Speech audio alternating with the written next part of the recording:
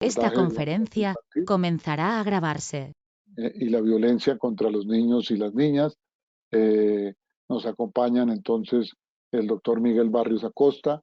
Él es médico pediatra con un doctorado en salud pública y profesor de la Universidad Nacional de Colombia. El doctor Carlos Alberto Montoya Marín, quien es también pues, médico pediatra, como él mismo se define, afectólogo, trabaja el afecto en los niños, en la vida. Eh, Está certificado en terapia de la risa, es profesor de hace muchos años también de la Universidad de Caldas y coordina la red Afecto Manizales. Y la doctora Ángela María García, médica pediatra, especialista en prevención del maltrato infantil, magíster en necesidades, derechos y cooperación en infancias, profesora de la Universidad del Valle y coordinadora del programa de pediatría social del Hospital Universitario del Valle. Nuestros tres colegas, como ven todos pediatras, les quisimos dar esta mirada en esta oportunidad al tema, mirarlo desde los pediatras, cómo estamos abordando el tema del maltrato, de la violencia, qué responsabilidades tenemos, cómo asumimos este nuevo momento de la ley contra el castigo físico. Y son personas que tienen una larguísima experiencia ya de muchos años en espacios como clínicas de maltrato, grupos de trabajo en el tema, grupos de trabajo en violencia, y bueno, y con una amplia experiencia y conocimiento en el tema. Entonces, sin más, vamos a darle inicio a, la, al, a nuestro primer panelista. Le vamos a dar la invitación. Un momento, reviso. Bueno.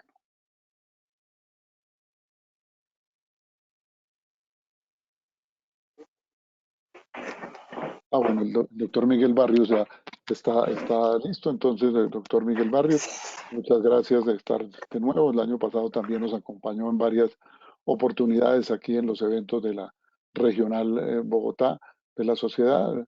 Bienvenido y tiene usted la palabra. Buenas noches a todas y todos. No sé si mi imagen se está viendo. ¿Aló? Proyección no se ve. Y no, la señor, cámara, no se ve nada. La imagen. ¿Aló? No, Miguel, no se ve. Entonces, y ahí sí se ve mi imagen. Buenas noches a todos y a todas. Muchas gracias a la Sociedad Colombiana de Pediatría, al doctor Ernesto, a todas las personas asistentes por compartir estos momentos con nosotros. Realmente me han pedido la doctora Ángela y los organizadores que haga como primero una introducción. Presento excusas si es muy básica, pero yo creo que el primer elemento que nosotros como pediatras tenemos que ubicar es cómo se ubica, digamos, el contexto del maltrato infantil dentro de la violencia general contra los niños. Entonces, básicamente la violencia general contra los niños tiene tres grandes expresiones. Lo que se llama la violencia social, que incluye los niños de la guerra, los niños trabajadores, los niños de la calle. La violencia institucional, cuya principal expresión probablemente sea el bullying, el matoneo dentro de las instituciones, los daños que ocurren dentro de las instituciones, y la violencia que ocurre al interior de los hogares, que es lo que genéricamente se llama maltrato infantil. Entonces, nosotros vamos a decir algunas cositas en relación con el maltrato infantil.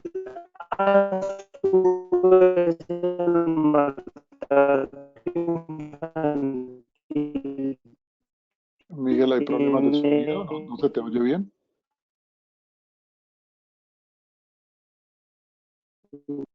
Como dos grandes clasificaciones. Una que es como los subtipos clásicos del maltrato infantil, que son básicamente 4: abuso emocional, violencia sexual, el maltrato en la escuela. ¿No se está oyendo bien? Hola. Sí, ya mejoró un poco el sonido. ¿Aló? Ahí ya se ve tu cámara y se está oyendo mejor. Mejoró. Ok, entonces voy a quitar Por la favor, cámara, porque no entonces le a ver si de pronto escuchamos. se oye mejor. Pero les decía que no. Aló, hola, hola.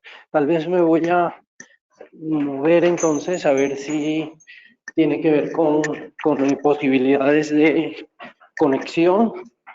No, ¿Aló? te estamos ¿Mejoró? escuchando y te vemos la imagen. Sí, sí, te escucha y te ve la imagen. Puedes seguir, Miguel.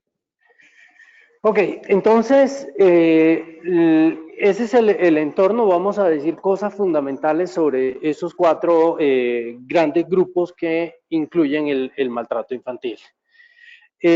A su vez, el maltrato infantil, que a mí me han dicho, básicamente trabajen sobre tres grandes expresiones. Uno, sobre las manifestaciones, digamos, de la intervención hospitalaria. Dos, lo que se puede hacer desde el punto de vista de la atención ambulatoria, que es lo que va a trabajar el profesor Carlos Montoya. Y tres, eventualmente, cuáles son las mejores estrategias para hacer prevención respecto del maltrato infantil. Así se ha dividido la cosa. A mí me dieron entonces la responsabilidad de contarles algunas cosas sobre la experiencia del maltrato desde el punto de vista institucional.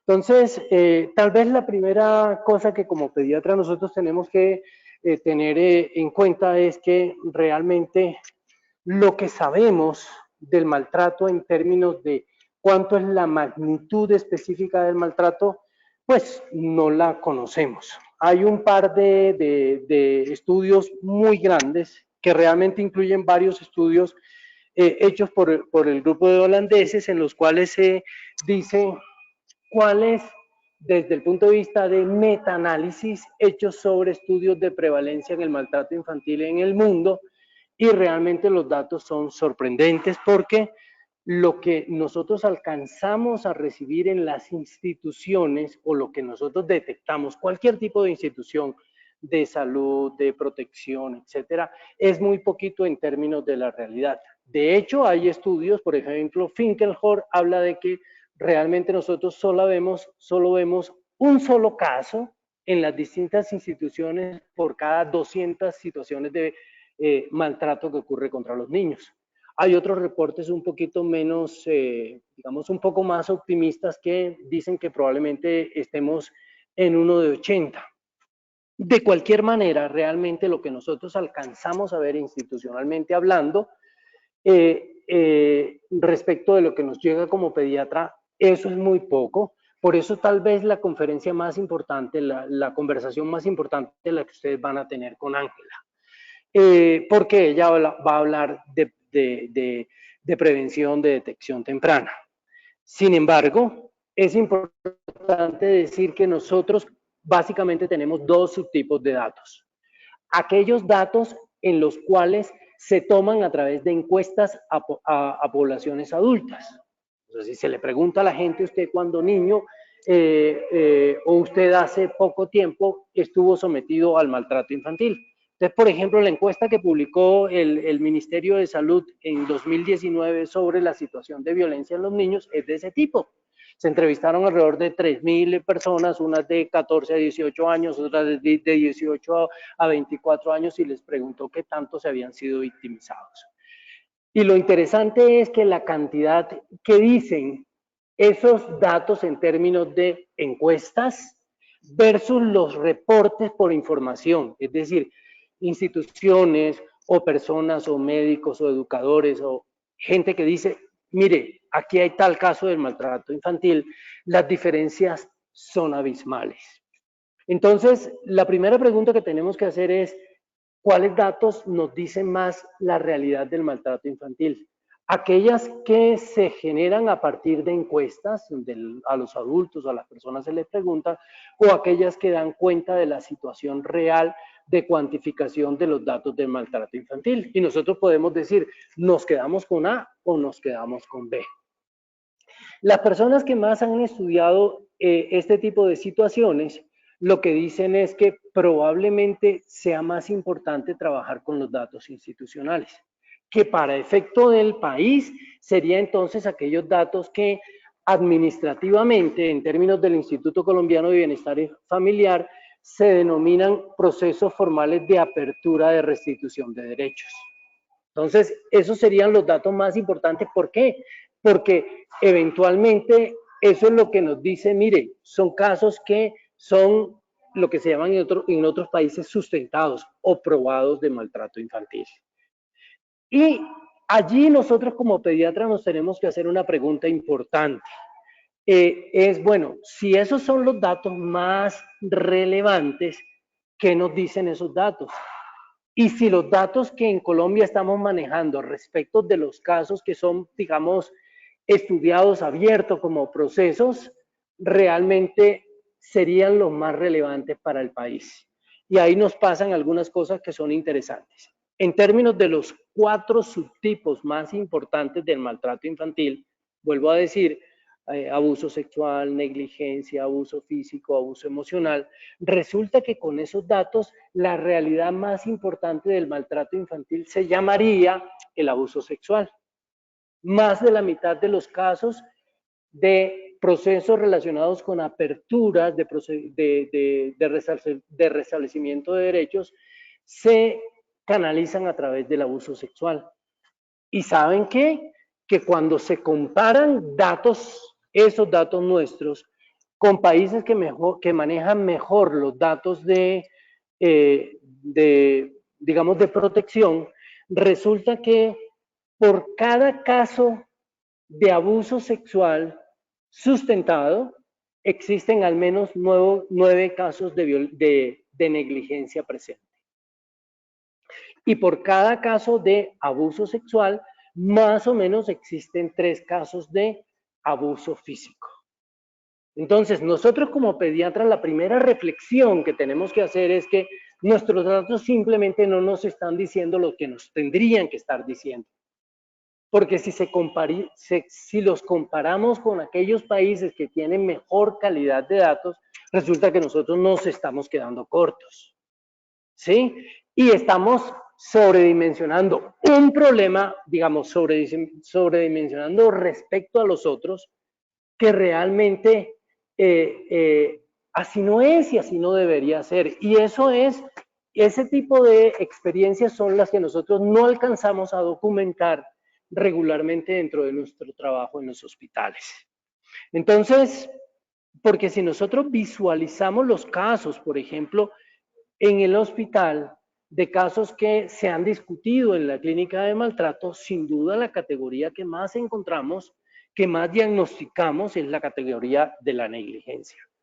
Yo quiero que por favor alguien me cuente cuántos minutos llevo y cuántos me quedan, porque debo cuidar eso. Entonces, de las 4 categorías grandes, en términos digamos, de la relevancia hospitalaria, ¿sí? Lo que nosotros deberíamos detectar como categoría predominante es la negligencia. Deberíamos después detectar como categoría predominante el abuso físico.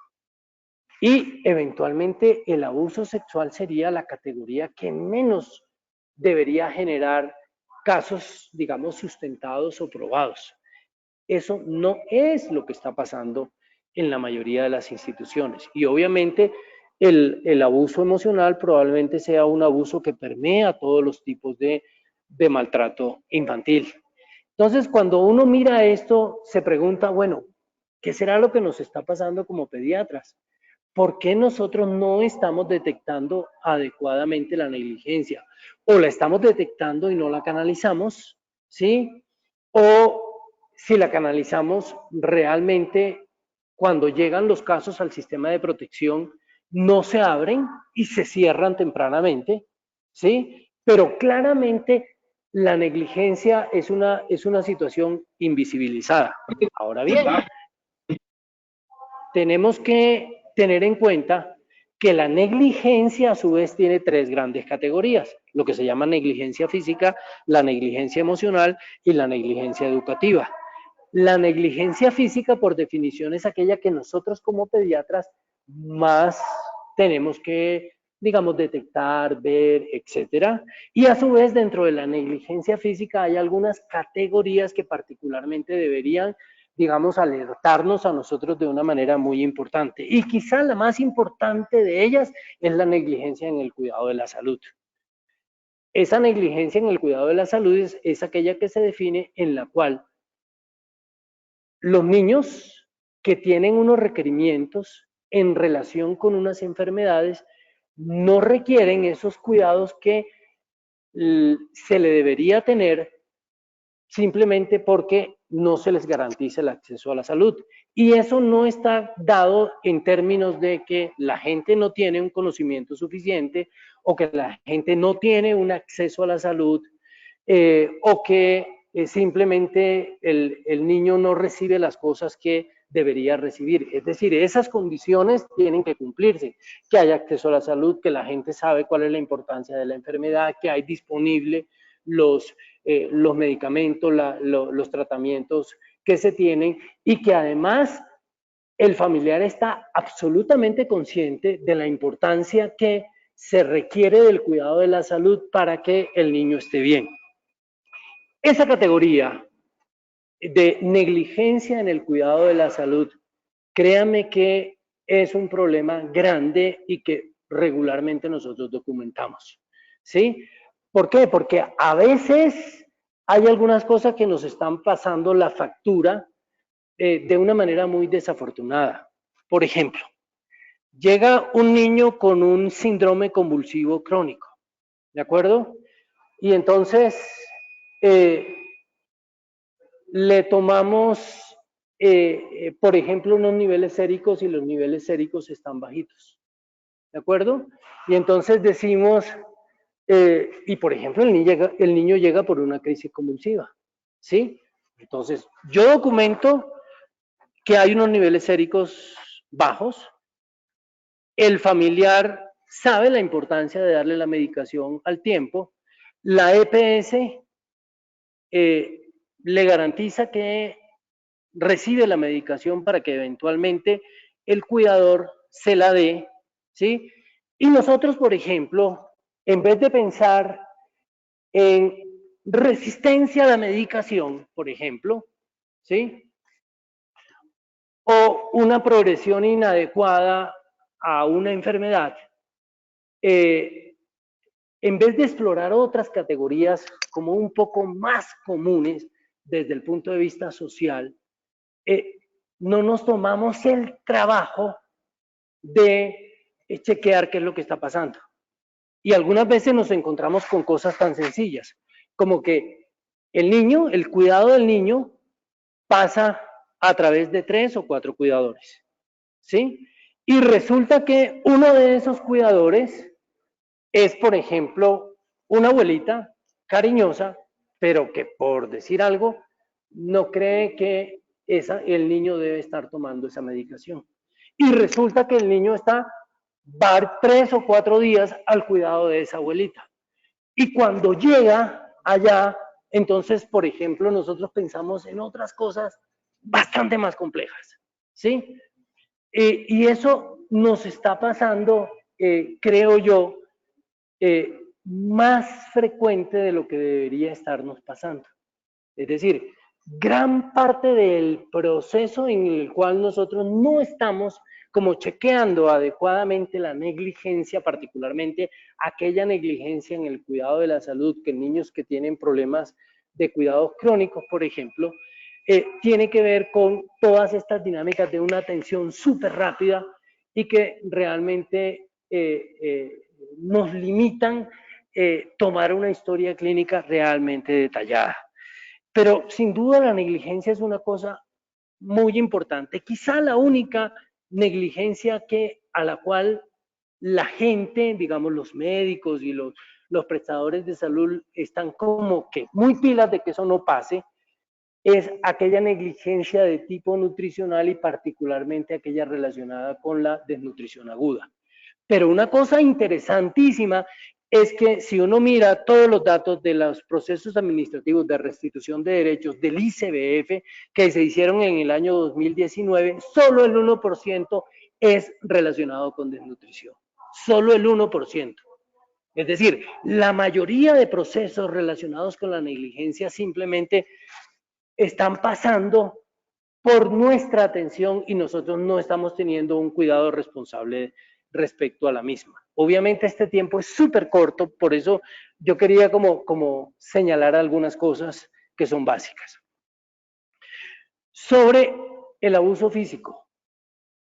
Resulta que si nosotros tomamos los datos de los países que mejor datos de calidad tienen respecto del abuso físico, particularmente del abuso físico severo, la mayor proporción de la torta de casos relacionados con abuso físico se dan en niños chiquitos, ¿sí?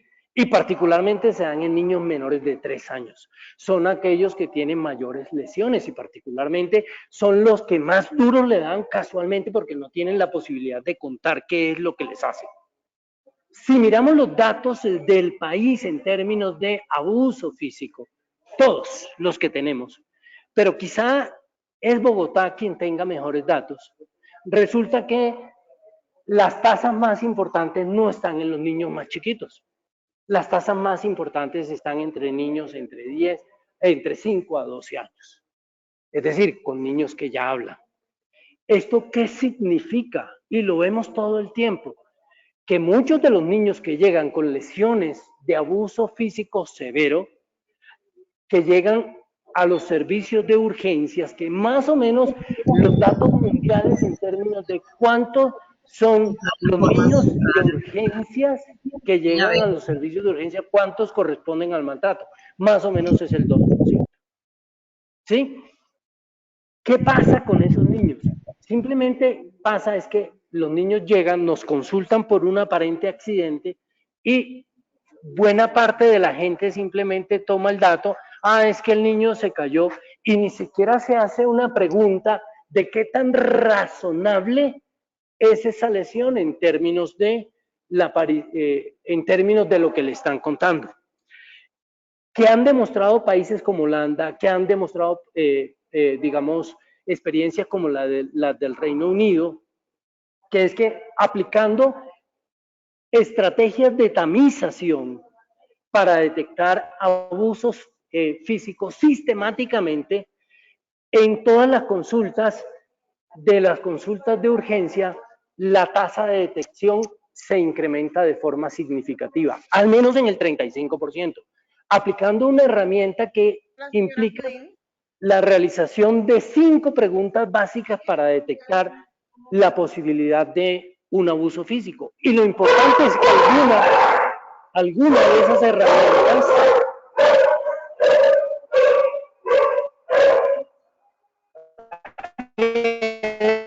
una sensibilidad y una especificidad alta, pero particularmente tienen un valor predictivo negativo muy alto.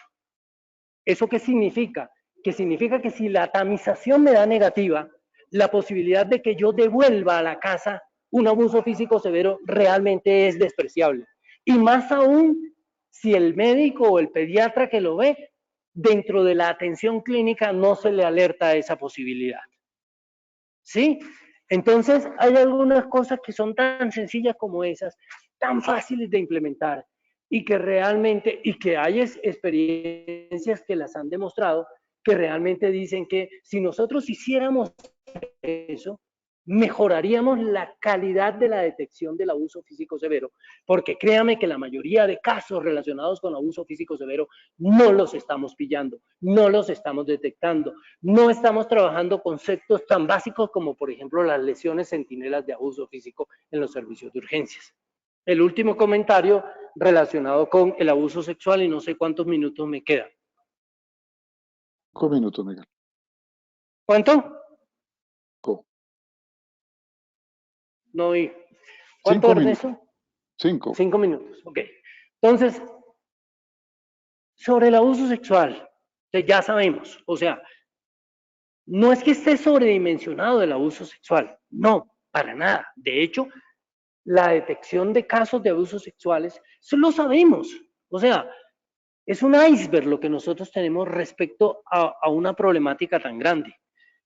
Este metaanálisis que le digo, por ejemplo, dice que la prevalencia durante toda la niñez, hasta los 18 años, en niñas, en estudios de metaanálisis, es del 18%.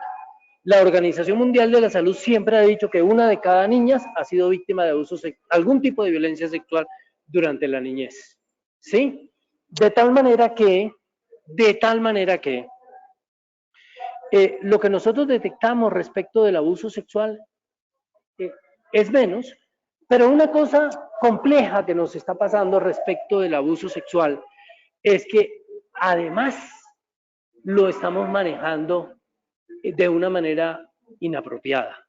Y lo estamos manejando de una manera inapropiada porque estamos siguiendo de una forma acrítica el documento que tenemos como guía de abordaje del al abuso sexual. O sea, el modelo de atención integral en salud para las víctimas de violencia sexual.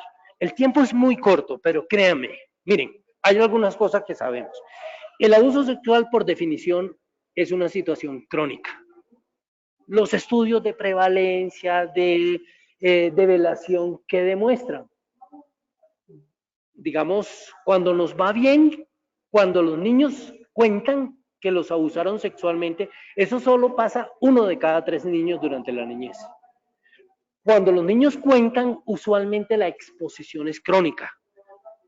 Los promedios pueden variar entre 18, 24, 36 meses de exposición. Cuando los niños nos llegan a los servicios de urgencia, por ejemplo, ¿por qué nos llegan? Porque finalmente algún evento pasó, alguien se dio cuenta, el niño contó lo que sea, pero ¿cuántas veces el niño previamente ha estado victimizado? En términos de el mismo victimario o en términos de la misma victimización que esa persona ha tenido.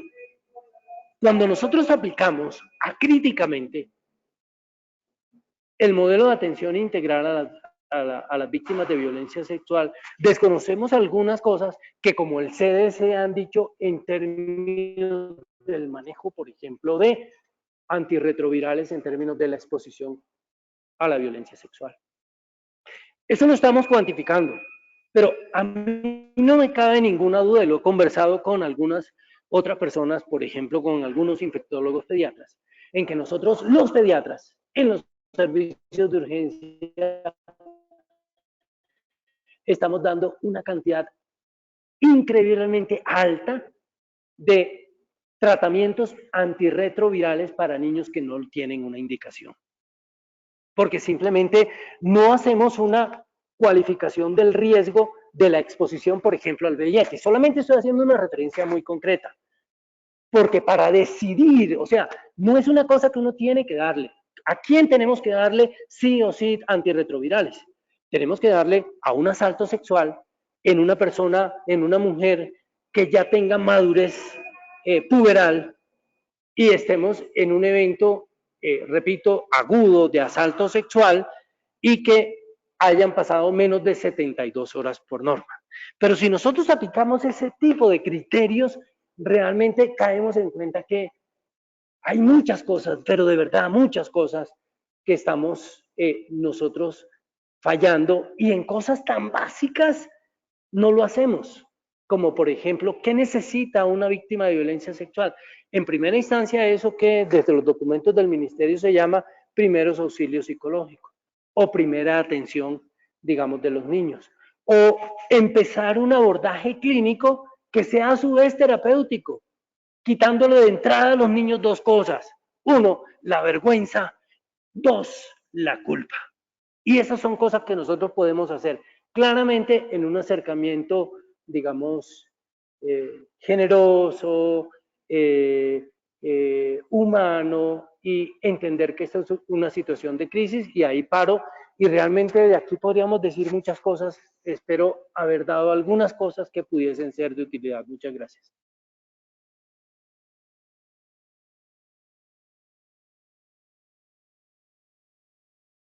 Bueno, muchas gracias al doctor Miguel Barrios, que además hizo un esfuerzo por superar sus problemas técnicos que siempre se nos presentan en estos eventos virtuales.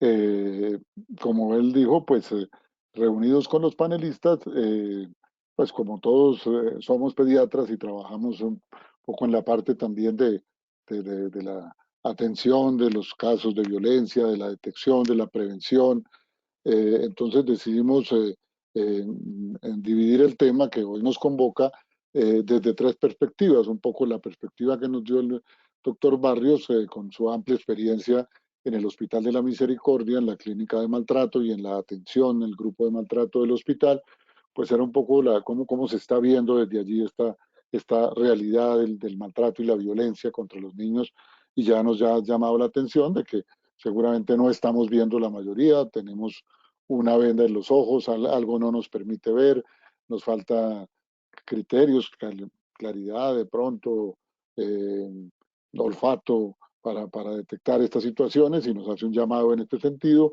desde todos los tipos, la negligencia, el abuso físico y el abuso sexual. Bueno, esa era una charla inicial. La segunda que hemos planteado, que es con el doctor Carlos Montoya, seguramente conocido también por todos ustedes, lleva muchos años en este tema del maltrato y en su eh, trabajo de afectólogo en la ciudad de Manizales, que ha proyectado a todo el país, pues nos va a hablar un poco más del contexto de la práctica pediátrica ambulatoria, cómo en la consulta pediátrica, en estos espacios donde nos encontramos con las familias, con los niños, podemos también mirar el tema del maltrato, trabajarlo, detectarlo. Bueno, entonces en continuación, el doctor Montoya, un par de cuestiones técnicas en la parte de arriba de la pantalla de ustedes tienen unas flechas en la parte central que les dicen lo que ustedes quieren ver. Ustedes pueden ver a la persona que habla, pueden ver a todas las personas, pueden no ver a nadie y ver solo la presentación cuando hay presentación. Entonces cada uno escoge, porque a veces personas dicen es que no estoy viendo, veo una parte, cada uno escoge lo que quiere ver con las flechas de la parte de arriba, a ver los que tienen las cámaras prendidas, como pueden ver. Entonces cada uno ahí puede escoger lo que quiere estar viendo en el momento. Otra parte importante, pues es que por favor mantengan los micrófonos apagados, pues si no tendremos nosotros que silenciarlos, pero pues la idea es que cada uno mantenga su micrófono apagado. Eso, en eso los agradecemos, que hasta ahora se ha mantenido así. Por otra parte, las preguntas, los aportes se pueden escribir escribiendo en el chat. Nosotros los iremos recogiendo y se los presentaremos después a nuestros panelistas. Entonces, damos continuidad a nuestro evento con la presentación del doctor Carlos Montoya. Bienvenido de nuevo. También el año pasado nos estuvo acompañando hablando de la otra cara de la moneda, el buen trato a los niños, y hoy nos va a hablar de su experiencia y de su conocimiento sobre el maltrato en el encuentro en las consultas pediátricas. Eh, Adelante, doctor Montoya. Bueno, un saludo muy afectuoso para todos. Van a encontrar allí que aparece hablando Cándida Rosa Castañeda Valencia. Ella es mi esposa. Hace 4 meses falleció por COVID y realmente mucho de mi trabajo ha sido construido con ella. Ella estaba terminando un doctorado en la Universidad Nacional de Colombia, en Bogotá. De pronto al fondo está la foto de ella como enfermera y realmente a ella y a todas las víctimas de abuso y maltrato pues ofrezco esta exploración, este trabajo. Llevamos más o menos unos 29, 30 años trabajando la temática desde la Universidad de Caldas de Manizales y obviamente trabajo en conjunto con la Asociación Afecto de Bogotá. Aquí trabajamos con la Corporación Red Afecto Manizales, que también llevamos 29 años de trabajo ininterrumpido.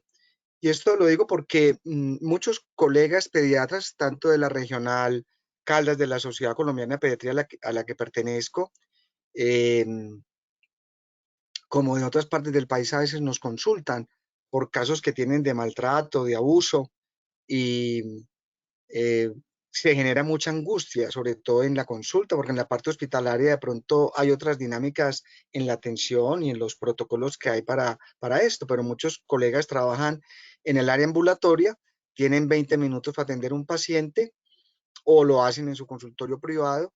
Eh, en fin, pueden resultar muchas cosas frente a esto. Trataré de ser muy concreto entonces con el enfoque que le he querido dar, dando un panorama. Quiero entonces compartirles la pantalla para mirar un poco eh, algunas de estas reflexiones que hemos hecho alrededor del tema. Entonces quiero saber si se está viendo toda la pantalla ya. Sí la vemos, Carlos. Listo. Entonces quiero dar pues muchas gracias al doctor Ernesto Durán y a la Sociedad Colombiana de Pediatría Regional Bogotá por tener en cuenta a la gente de la provincia, lo que trabajamos desde la provincia, que creo que es valioso. Esta es la corporación con la que trabajamos hace 29 años, con la frase de que el afecto es sanador. Una bienvenida pues para todos desde Manizales, digámoslo, la capital mundial del afecto, que queremos que sea. Y está dedicado esta charla a Candida Rosa Castañeda Valencia, enfermera, eh, especialista en cuidado crítico, como les comenté, y terminando su doctorado con la Universidad Nacional. Una mujer defensora de las mujeres desde su área cardiovascular. Para ella que ha sido inspiración. Rápidamente, lo dijo el doctor Barrios, hay un gran porcentaje de niños y niñas invisibles en el mundo de hoy, como si desaparecieran a la vista de la gente, que quedan excluidos. Y realmente esto no es nuevo, esta es la historia de Mary Ellen, una niña víctima de maltrato en Estados Unidos, y no había una sociedad protectora de los niños, tuvieron que acudir a la Sociedad Protectora de Animales para considerarla un animal más para poderla proteger. En Colombia nos mata la indiferencia, y esa indiferencia está porque sufrimos de una amnesia colectiva. Estos fueron los niños que asesinaron 4 hermanitos en el Caquetá. Yo estuve en Florencia, donde la doctora Carmen Rossi, pediatra, nos hizo una gran sensibilización para trabajar por este sector del país. Fue una parte muy dolorosa en la cual nos tenemos que estar recordando que no queremos que lleguen a esta situación los niños, que estén muertos para que todos reaccionemos. Lo mismo el caso de Salomé, que fue reciente, la niña en Verá Chamí, la niña de Barranquilla, Emily Barrero, o en Santander de Quilichao, estos niños que no se nos puede perder esto. Realmente la situación de la niñez es una situación pues muy dolorosa, y en esta época de pandemia pues no solamente es el virus del coronavirus, sino el virus de la violencia intrafamiliar. Hay una situación mundial grande que no me voy a detener, ya lo dijo el doctor Barrios, donde aparece pues el maltrato psicológico en un gran porcentaje de lo que se logra detectar. La negligencia es importante también y tal vez el abuso sexual está subdiagnosticado. Algunas estadísticas, como ven ahí, las referencias bibliográficas hablan de más de 1.000 millones de niños, al menos en el 2016, donde cada 5 minutos muere un niño a causa de violencia. Está la violencia sexual que se habló también, la disciplina violenta que pues tenemos que celebrar esta nueva ley de la cual imagino que ahora hablaremos algo sobre esto. Los niños se enfrentan pues muchos problemas y nos llegan a la consulta precisamente con tantas dificultades, donde los mismos conflictos de pareja, no solamente el niño llegará por amigdalitis o llegará por algún problema de inapetencia, sino que detrás viene toda situaciones familiares que siempre tenemos que preguntar. Yo como instructor, conjuntamente con el doctor Barrios y tal vez la doctora Ángela y todos los pediatras que trabajamos esta área social, que de per sí somos pediatras sociales, pues debemos trabajar esta área también desde la estrategia IEPI, que nos parece muy importante. Aquí varios casos de introducción. Mi papá me pegaba cuando le preguntaba por mi mamá. Mi abuela me ayudó a escaparme de Cali para poder venir a Manizales a buscar a mi mamá. Y desde los 2 años mi papá me llevó lejos de ella. Mi papá me tocó, pero fue ese día que tomé los medicamentos para el dolor. Él me quiere. Ese día yo sí noté que él estaba extraño. Como mi mamá me seguía viendo con él por fuera de la casa, yo le dije que dejara que volviera a vivir con nosotros. Pero estando en la casa yo me sentía mal. Yo le digo a mi mamá que deje de tomar, yo deje de consumir solución, ella es la que tiene más problemas que yo, ella es la que debería estar acá hospitalizada.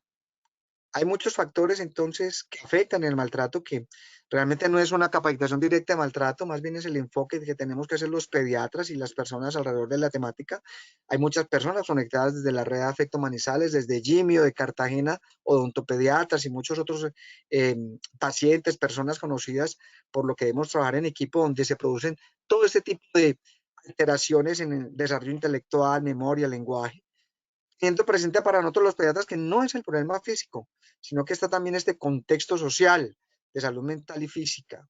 En Colombia está claro que la familia es el medio más violento, esto está también descrito en Forensis, lo que hace que en esta época de pandemia sea un problema severo. Algunas estadísticas hablan de regiones del país donde obviamente Caldas está incluido y nos hace trabajar día a día frente a esto. Así que muchos tipos de maltrato y estos tipos de maltrato generalmente en la consulta es muy importante estar con ese olfato para poderlo detectar y saber qué hacer. Nunca olvido la rotación que hicimos con el doctor Walter Lambert, pediatra forense, donde se nos planteaba las diferentes formas de maltratar a los niños con diferentes objetos.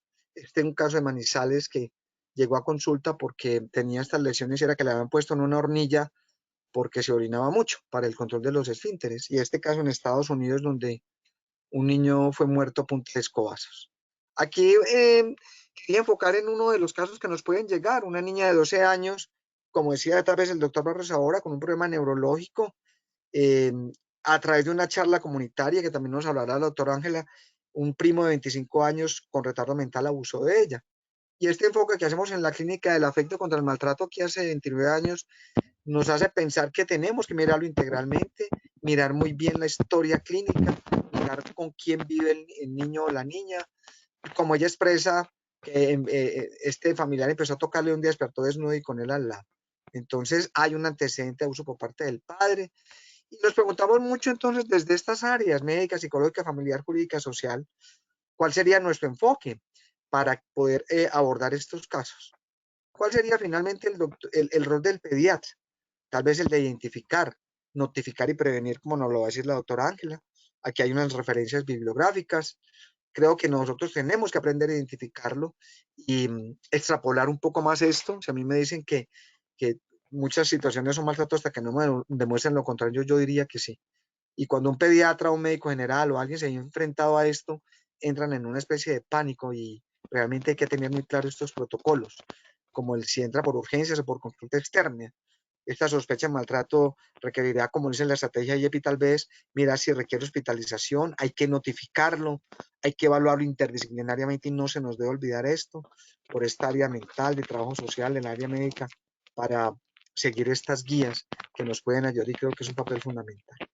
Identificarlo, la notificación es tan importante, activar estas rutas de atención donde hay unas líneas para llamar como la 141, la 018 91 80 80 y ya mirar si va al CAIFAS, al Centro de Atención de Víctimas de Abuso Sexual o las diferentes instancias que los pediatras debemos conocer y que debían estar pegadas pues para leerlas en los servicios de urgencia, de consulta externa. ¿Por qué? Porque esto perpetúa unos ciclos de violencia y donde el rol de nosotros, vamos a hablar, es muy importante en la prevención, lo va a decir la doctora Ángel, para finalizar estas imágenes que quiero dejar que tenemos un papel fundamental. Yo trabajo en una unidad neonatal en un sitio bello de aquí, la clínica de Versalles, donde hay un equipo humano en el área de neonatología, donde trabajamos. Desde la universidad trabajamos con el semillero Acomaína, con el maltrato infantil. Si hay oportunidad contaremos un poco eso y de pronto compartirles entonces finalmente que queremos una niñez distinta para nuestro país. Es deber de todos. Solo hay una oportunidad y solo hay una consulta muchas veces para detectarlo. Nosotros somos los defensores de los niños. Es un trabajo hecho con los residentes de pediatría en el posgrado de la Universidad de Caldas y donde damos también en pregrado. Ya la doctora Ángela nos ampliará mucho estas visitas, la educación a padres, la prevención del trauma craneal abusivo o síndrome del bebé sacudido. Debemos interesarnos en hacerles saber que nos preocupa lo que les está pasando, colocarlos en el lugar de los otros. Todo niño debe ser escuchado y el papel del pediatra es conocer el maltrato, identificarlo, notificarlo, pero sobre todo ayudar en esa prevención. Hay secuelas irreversibles que afectan al niño, su familia. Y bueno, gracias a todos ustedes, al doctor Ernesto Durán, Miguel Barrios, Ángela García, mis compañeros de panel, a la Sociedad Colombiana de Pediatría Regional Bogotá por creer en el afecto y recuerden que el afecto es sanador. Hay una invitación afectuosa a la Clínica del Afecto contra el Maltrato Infantil, Candida Rosa Castañeda Valencia, en nombre de nuestra Candy, colocamos esta actividad el próximo 14 de abril a las 8 de la mañana, por Facebook y por Instagram. Pueden buscar Corporación Red Afecto Manizales para que nos conectemos, compartamos y tengamos ese sueño de tener una infancia distinta para nuestro país. Cuando un niño le hable de abuso sexual, créale, y ya hablaremos del trabajo en equipo y de las actividades que hemos hecho desde Manizales, como el entierro del maltrato infantil. Un abrazo afectuoso para todos y recordemos siempre que este afecto es sanador.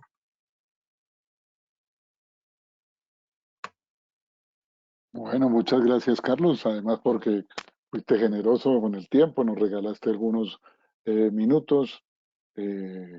Hay abrazos fraternales para ti en el chat de personas que seguramente te conocen o conocen tu trabajo, y pues también en estos momentos de esta situación que tú estás viviendo, un abrazo fraternal y el agradecimiento de verdad por haberte sumado a este evento en estos momentos.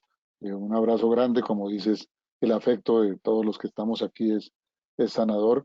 Entonces, pues con esta mirada ya de que tenemos que mirar el, el- el maltrato en nuestras prácticas pediátricas, sea ambulatorias, sea hospitalarias, que tenemos responsabilidades como las de identificar, reportar, seguir los casos, acompañar, de pronto una palabra, es un verbo mucho mejor, acompañar estos casos, estos niños en este dura situación que viven en el maltrato y después del diagnóstico también, porque todo esto sigue siendo un ciclo de problemas que se van prolongando en el tiempo y que debemos estar muy pendientes, como tú dices, todo el personal de salud. Entonces, Ok. ahora vamos a entrar a la charla de nuestra querida doctora Ángela García, pediatra, eh, de, profesora de la Universidad del Valle, como ya dijimos, eh, que es también profesora en el área de pediatría social y como nos contará más adelante, también maneja un grupo muy interesante en el Hospital Universitario del Valle en torno a estos temas. Ella, como dijeron al principio pues, los dos colegas que la antecedieron, va a hablar del tema del cual deberíamos saber más, hacer más y trabajar más, y es la prevención del maltrato y la violencia contra los niños y las niñas. Bienvenida, Ángela, y muchas gracias por tu participación. Hola, buenas noches a todos y a todas. Muchas gracias, Ernesto, y a la Sociedad Colombiana Regional Bogotá por la invitación. Para mí es un honor y me siento una gran alegría compartir este panel con Carlos y con Miguel. Creo que ya puedo compartir pantalla.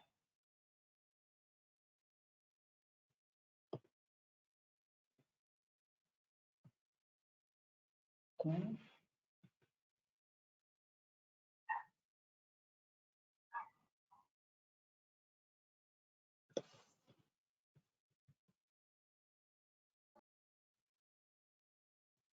Ahí ya está tu pantalla, falta ampliarla, pero ya está, Ángela. Listo. Bueno, entonces para finalizar, digamos, esta parte de charlas, voy a hablar sobre la prevención del maltrato infantil. ¿Qué herramientas debemos tener claros los pediatras para hacer una prevención primaria y secundaria? Primero, antes de empezar, quiero hacer una aclaración. De una forma muy sucinta y muy resumida, quiero aclarar cuál es la forma en la que una persona puede tener una conducta o un comportamiento violento. Existe la conducta violenta que es premeditada, pensada con el objetivo de hacer daño, y está el comportamiento violento que es el resultado del pobre control de impulsos cuando la persona expresa o siente una emoción negativa como la frustración, el miedo, la rabia o la falta, pues como les hablaba, de tolerar la frustración. Yo me voy a referir, cuando hablemos en prevención secundaria, a los padres que expresan una violencia tipo impulsiva hacia sus hijos, que han normalizado criar con una falta de control de impulsos, donde la comunicación asertiva no hace parte de la resolución de los conflictos y donde el maltrato infantil hace parte de las dinámicas familiares. En ese momento no me voy a referir a aquellos cuidadores que hacen una violencia física premeditada, una violencia sexual o una violencia emocional con deprivación afectiva. Haciendo ya esa aclaración, entonces voy a empezar a hablar sobre la prevención. Lo primero que tenemos que empezar a cambiar es la forma como concebimos el maltrato infantil. Debemos empezar a entenderlo como una enfermedad que podemos prevenir cuando hacemos o promovemos el buen trato hacia la infancia, pero que si se llega a presentar, también podemos hacer una prevención secundaria para disminuir el impacto que tiene el maltrato en la salud infantil, física, mental y en el desarrollo emocional y neurodesarrollo de estos niños. Y también a su vez, cuando hacemos una prevención secundaria, vamos a permitir que esa transmisión intergeneracional de la violencia que ocurre en estas familias después desaparece. En aras del tiempo, voy a hablar ahorita de prevención primaria sobre 3 conceptos que creo yo son los más importantes que debemos tener nosotros como pediatras para poder hacer una promoción del buen trato. El primero es pasar del adultocentrismo a una relación simétrica con los niños, las niñas y los adolescentes.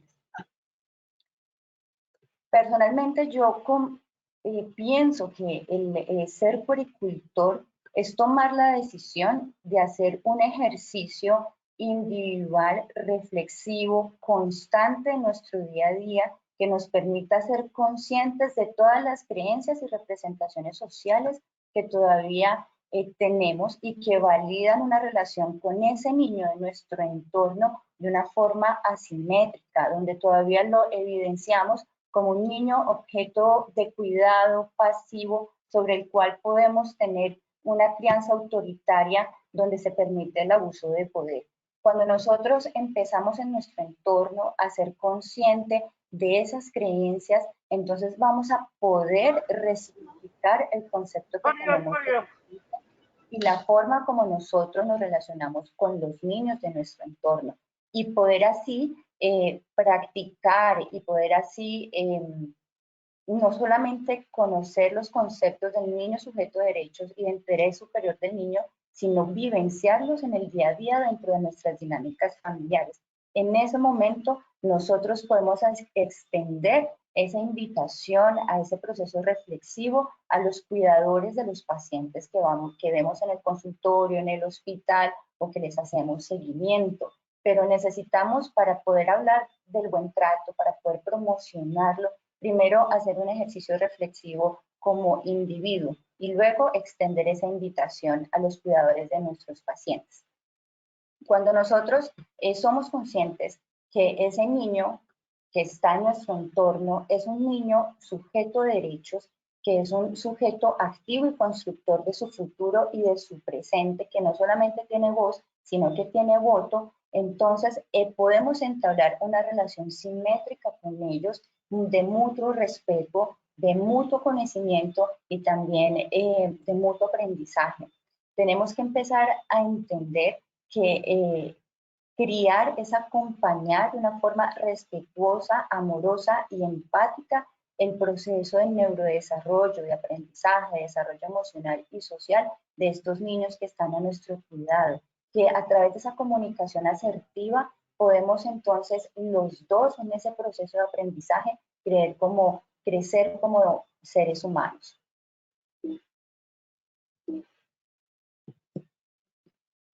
Lo segundo importante que sí o sí debemos hacer como pediatras es fomentar un vínculo de apego seguro.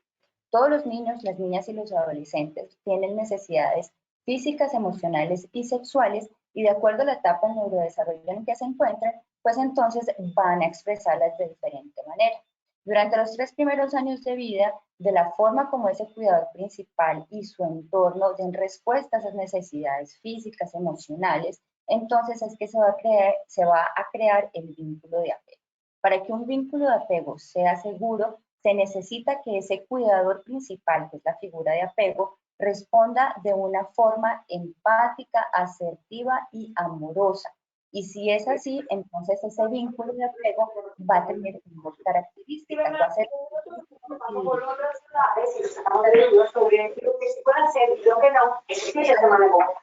Abierto, por favor. Gracias. Es que no pagan las noticias. Por favor, apagar los micrófonos. Ese vínculo de apego va a persistir durante todo el ciclo vital y se va creando, se va organizando a través del tiempo y a través de las intervenciones de emociones. Ese cuidador, cuando responde a esas necesidades de una forma amorosa y empática, le está enseñando a ese niño o a esa niña que es merecedor de afecto, le está enseñando lo que es la autoestima, le está fortaleciendo la confianza en él y en su entorno. Y a su vez ese niño está aprendiendo que no solamente es merecedor de amor, sino que también está capacitado para amar. Esto es muy importante y nosotros como pediatras debemos velar porque se fomente un vínculo de apego seguro, porque de esa vinculación que se hace en la primera infancia con ese cuidador principal va a ser la base sobre el cual todos los individuos van a construir el sistema vincular que va a acompañar todas las relaciones a lo largo de su vida. Entonces, si nosotros queremos que nuestros niños tengan relaciones sanas durante toda su vida, debemos fortalecer y tratar de que siempre esa vinculación con esa figura de apego sea a través de un apego seguro.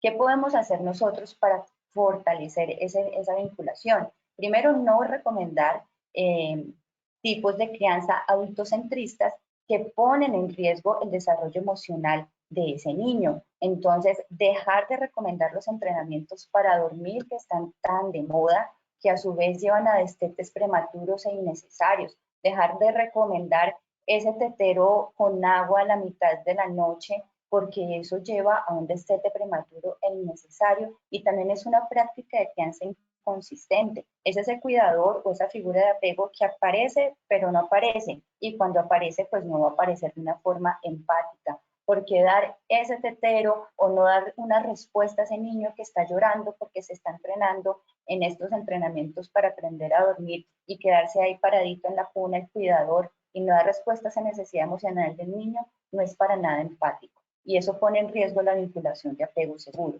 ¿Qué más podemos hacer? Fomentar actitudes que van a proteger ese vínculo de apego, como la lactancia materna exclusiva, destetes respetuosos, ojalá después del segundo año de vida, y reconocer tempranamente factores de riesgo que van a poner que nos indican que ese cuidador principal tiene una emocional, está inestable emocionalmente, como es la presencia de enfermedades psiquiátricas en esos cuidadores antes del embarazo, durante el embarazo y después del embarazo sin que tengan tratamiento, el consumo de sustancias psicoactivas o de alcohol, o que haya presencia de violencia intrafamiliar dentro de esos hogares.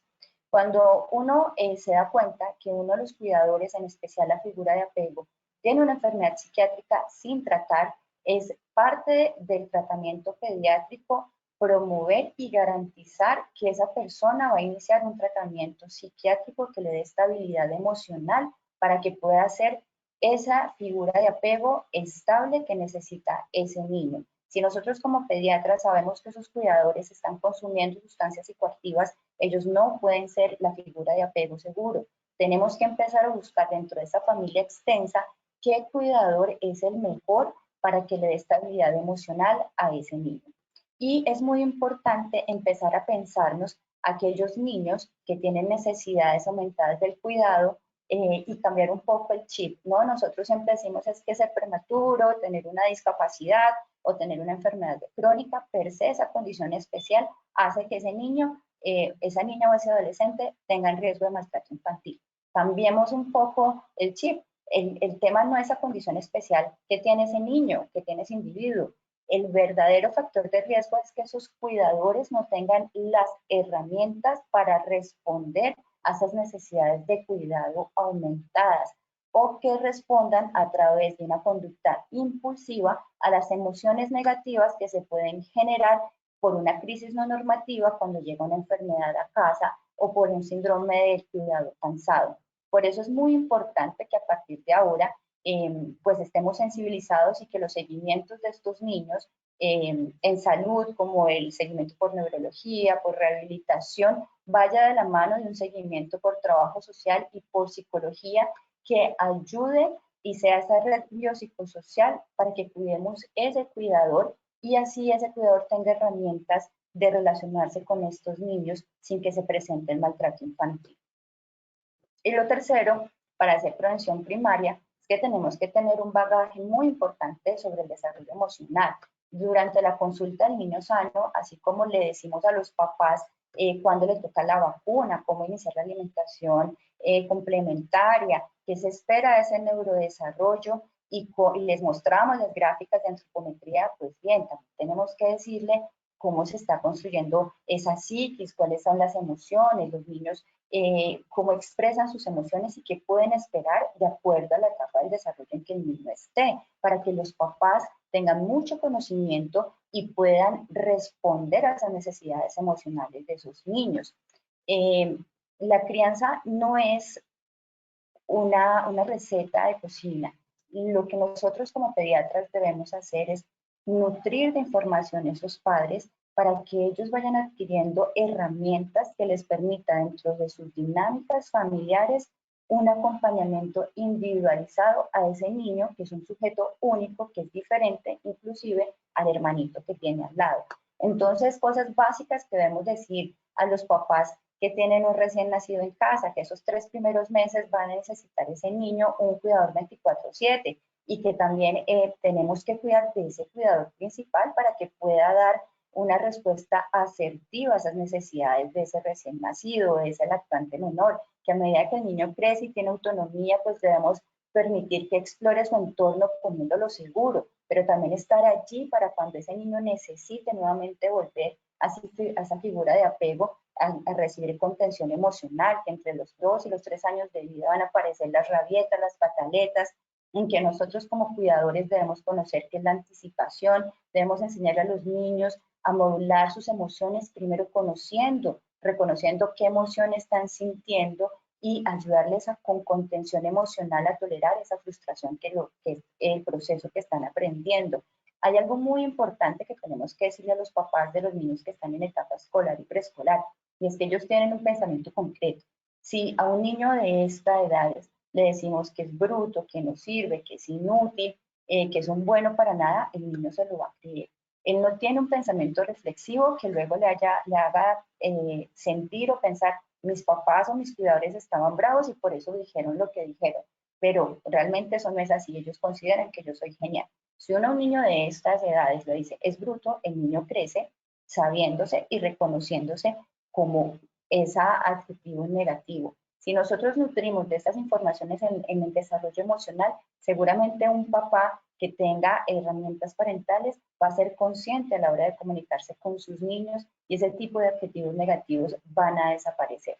Y bueno, y el adolescente, darle el espacio para que se equivoque, para que tolere la frustración, para que en ese proceso de ensayo y error, que es construir una identidad, él lo pueda vivir a través de una autonomía, pero también sabiendo que si se equivoca, aquí está ese puerto de apego seguro, en el que puede volver, en el que se le va a generar contención y en el que no se le va a ajustar.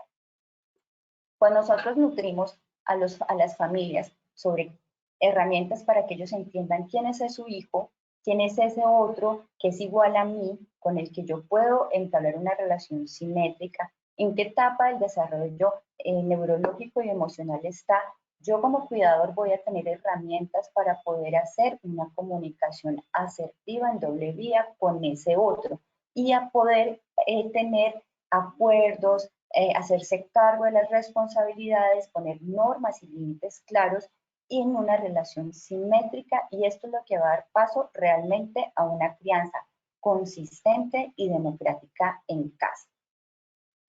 Lo que tenemos que entender es que, como lo dije, la crianza no es una receta de cocina. La verdad es que es un proceso dinámico entre estructura y flexibilidad. No todos los niños necesitan la misma estructura, no todos los niños necesitan la misma flexibilidad. De hecho, no el mismo niño siempre va a necesitar la misma estructura y la misma flexibilidad. Lo que tenemos que hacer los cuidadores es conocer nuestros niños, nuestras dinámicas familiares, aceptar esa invitación a hacer ese proceso reflexivo de esas creencias que todavía validan la crianza autoritaria y el abuso de poder, para poder movilizarlas y empezar a ver ese sujeto, en ese niño, ese sujeto igual a mí, con el cual yo debo tener una relación simétrica, que a través de esa comunicación asertiva voy a poner límites, voy a poner normas, que a través de ese conocimiento del neurodesarrollo, de esas emociones que tiene ese niño, entonces voy a poder en un momento ser más estructurado o más flexible. Digamos que cuando uno está frente a cuidadores que no han tenido antecedentes de maltrato infantil, que están dispuestos a hacer todo este proceso reflexivo, a proteger ese vínculo de apego seguro, a aprender a comunicarse con los niños de acuerdo a la etapa de neurodesarrollo, es fácil poder hacer esta prevención del buen trato. Sin embargo, cuando nosotros nos enfrentamos a padres que han vivido maltrato infantil en su infancia, nos encontramos con un niño interior lesionado. En el hospital nosotros hacemos una evaluación interdisciplinar. En los casos de maltrato infantil evaluamos claramente el niño y sus cuidadores, y cuando nos sentamos con trabajo social y con psicología a hacer toda esta caracterización familiar, incluyendo la parte de los vínculos, del sistema vincular, encontramos que estos adultos que tenemos ahí sentados nos están hablando desde su niño interior lesionado, que se relacionan con sus hijos a través de esas heridas emocionales que no han sanado, que no tienen herramientas diferentes a la violencia para poder entablar una relación con sus hijos, y que ese amor que aprendieron de niño, que es una vinculación de amor negativa, es lo que pueden dar a sus hijos. Entonces, si queremos hacer prevención secundaria, los pediatras tenemos que entender que no solamente tenemos un paciente, sino que tenemos, que es el niño que sufre maltrato infantil, sino que también tenemos otro paciente que es ese cuidador. Conscientes de lo que nos explicó Felity hace muchos años, de cuáles son los efectos de la exposición a eventos adversos y del el sistema neuroendocrino del estrés crónico, como estos niños que sufren maltrato, inclusive los que están expuestos a violencia intrafamiliar, van a tener daños en su neurodesarrollo, en el desarrollo social, en el desarrollo emocional, en su coeficiente intelectual, como todos estos daños van a generar una alteración en la capacidad de adquisición de capacidades neurológicas evolutivas, y cómo finalmente esto se va a manifestar en enfermedades mentales, en enfermedades crónicas. Si nosotros somos conscientes de todo el daño que sufre ese niño, que ha sufrido durante todo ese evento crónico, que el daño no se puntualiza en las lesiones que pues, se pueden generar de las fracturas o las lesiones que se generan por el abuso sexual, ¿sí? Sino que somos conscientes que neuroendocrinológicamente está pasando algo, entendemos que ese niño que sufre maltrato infantil debe salir del hospital garantizándole un seguimiento en salud que permita disminuir el impacto de los malos tratos en su neurodesarrollo, en su desarrollo social, previniendo también la presencia de enfermedades mentales tempranas y la presencia de enfermedades crónicas en la adultez. Así que el papel del pediatra en la prevención secundaria no termina en el momento que se hace el diagnóstico, que se hace la notificación y que se activan todos los sectores para hacer el restablecimiento de derechos. El papel del pediatra continúa dando el tratamiento oportuno a esas lesiones que ha generado el maltrato infantil y la exposición a los eventos adversos. Y como les decía, no tenemos un solo paciente, tenemos dos. Esos papás que son unos niños que tienen las infancias fracturadas. Nosotros tenemos que hacer un acompañamiento compasivo de estas familias. Debemos ofertar terapias en salud mental para estos papás, para que ellos puedan sanar sus heridas, puedan resignificar esas vivencias maltratantes de su infancia, y también debemos remitirlos a terapia de familia para que ellos puedan aprender a relacionarse con sus hijos desde un lugar diferente a la violencia, donde ellos puedan aprender a amar a sus hijos a través de una vinculación afectiva positiva, donde no se valide el maltrato infantil. Finalmente, espero haberlos sensibilizado para que a partir de hoy entendamos que tal vez los pediatras somos la única herramienta que van a tener estos niños y estas familias para poder construir una nueva vida, una vida más hermosa y con mayor sentido, como nos dice Cirulini. Muchas gracias.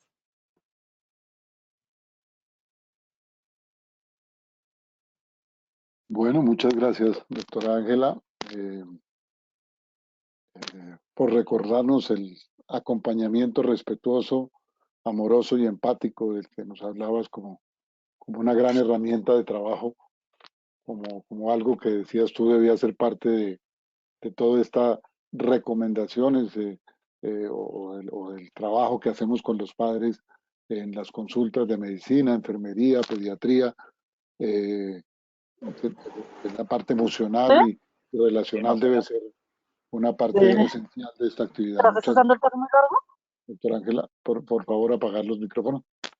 Bueno, yo los invito primero a escribir sus preguntas, comentarios en el chat. Ya hay un par de comentarios ahora. Yo quería, antes de empezar esta parte de las preguntas, mientras ustedes se animan a hacernos algunas reflexiones y preguntas más en el chat, aprovechar que los tres personas que nos acompañan hoy tienen experiencias.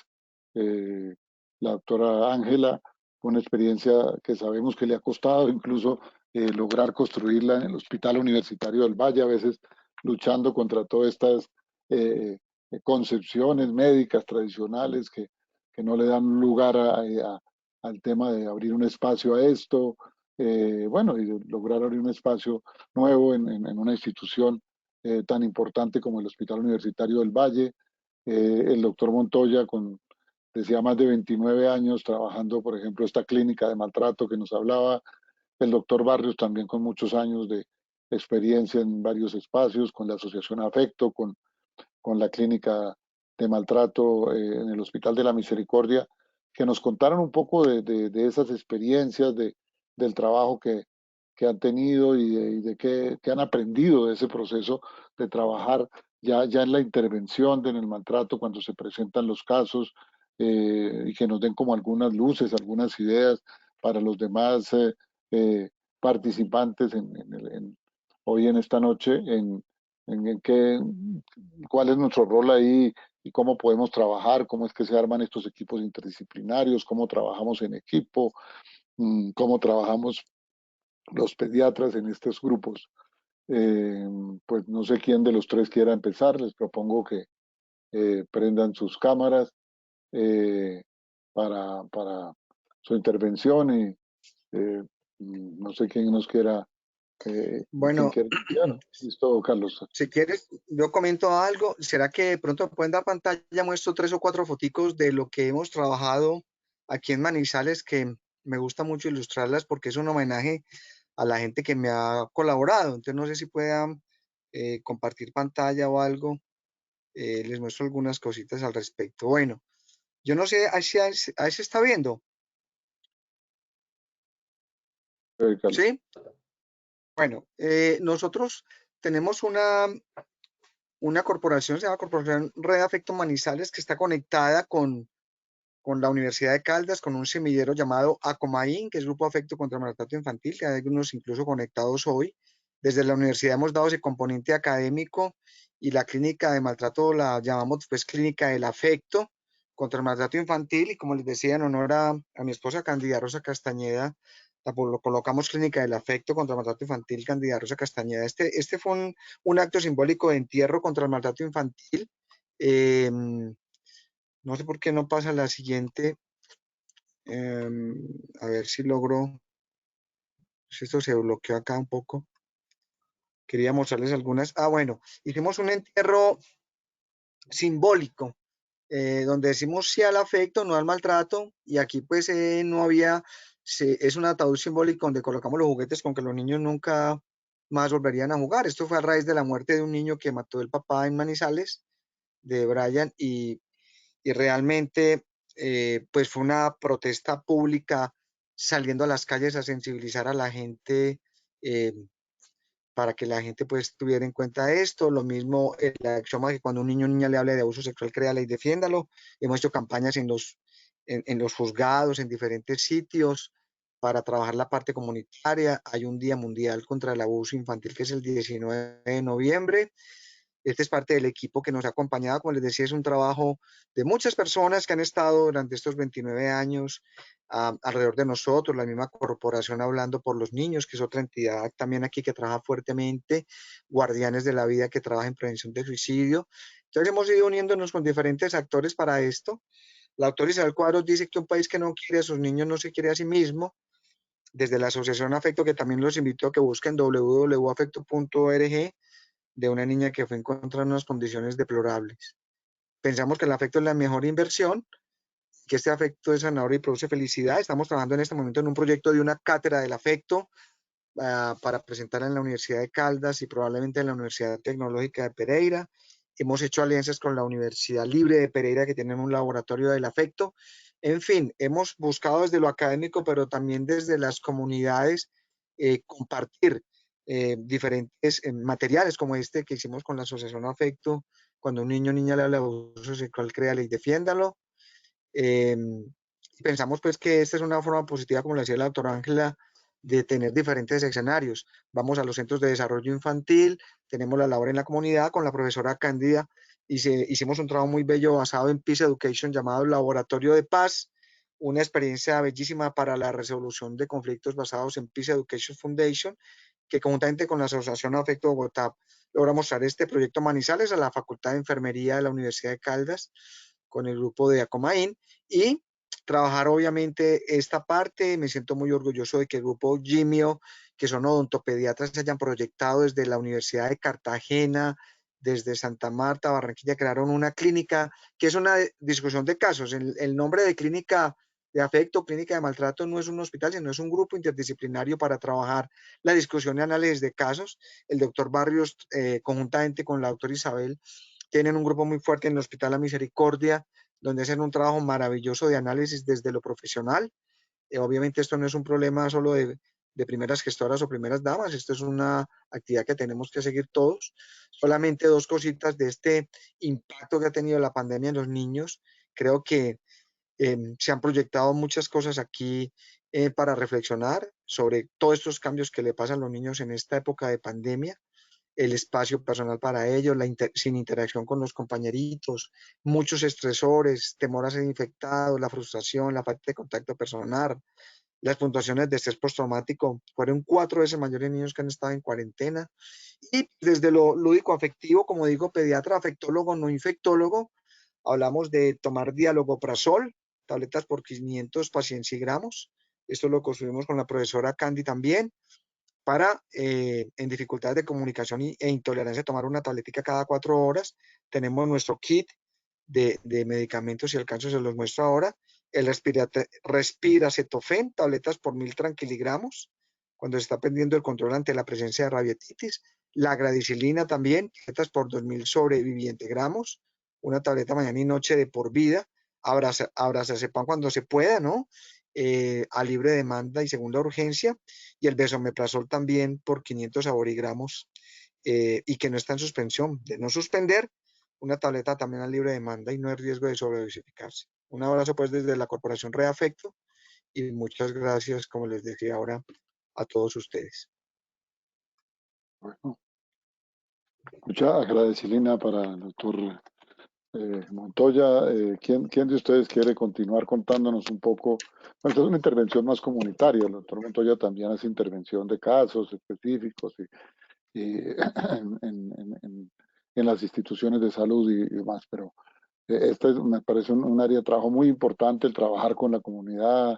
Él ha estado en radio, en televisión, en su departamento, ha impulsado todas estas campañas, actividades, y creemos que ese es un liderazgo que debemos tener todos, invitar a todos los que estemos aquí a que no nos quedemos callados, a que salgamos también, podamos participar en estos espacios y decir claramente, por ejemplo, que tenemos una ley contra el castigo físico, que eso ya es historia, que eso tiene que olvidarse, que en el siglo XXI no se justifica ningún golpe, ningún grito contra ninguna persona y desde luego contra ningún niño.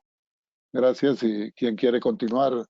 Doctor Barrios, la doctora García. Creo que continúo yo porque no veo a Miguel. Me encantan las estrategias de Carlos. Quisiera tener un kit de esos en mi casa. Bueno, y poderlo repartir también en el hospital. Nosotros en la universidad y con el Hospital Universitario del Valle, con la Universidad del Valle, hemos generado un proyecto docente asistencial que se llama Unidad de Pediatría Social. Tiene varios pilares, pero me voy a referir solamente al pilar asistencial, bueno, y al pilar educativo. Desde la parte asistencial, lo que nosotros hacemos es que se creó el servicio de pediatría social en el hospital para ver de una forma interdisciplinar en pediatría, trabajo social y psicología todos los casos que nos hagan pensar en maltrato infantil o niños que estén en riesgo de vulneración de derechos. ¿Para qué? Para hacer un enfoque integral donde no solamente veamos la parte de restablecimiento de derechos, sino que también entendamos el maltrato como una enfermedad y aseguremos ese seguimiento en salud para disminuir el impacto que tiene el maltrato en estos niños y la transmisión intergeneracional de la violencia.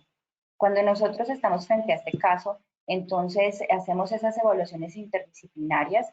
Si es un caso de abuso sexual, donde el cuidador que acompaña a ese niño o esa niña no está involucrado, entonces lo evaluamos en un ambiente, la verdad, empático, en una forma de entrevista, psicología, trabajo social y pediatría para evitar la revictimización a través de entrevistas consecutivas y también para evitar contaminación del discurso.